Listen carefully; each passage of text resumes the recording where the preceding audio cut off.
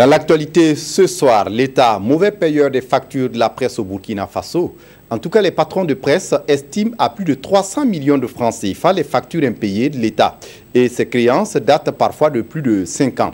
Certains organes courent le risque de fermeture, comme d'autres d'ailleurs qui les ont dévancés dans la descente aux enfers. Cet après-midi, le ministre de la Communication les a rencontrés pour trouver des solutions.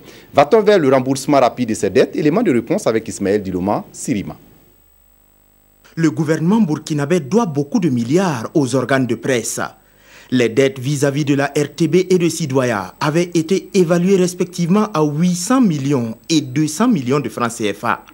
Pour ce qui concerne la presse écrite privée, les factures impayées de l'État s'élèvent à plus de 300 milliards de nos francs pour la période allant de 2013 à 2016.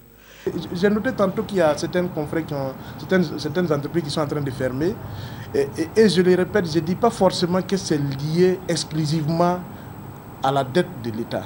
Mais si peut-être ces factures étaient payées, peut-être que, je ne dirais pas toutes, mais peut-être que certains auraient pu effectivement survivre. Pour expliquer l'accumulation de toutes ces factures impayées, une principale hypothèse est posée.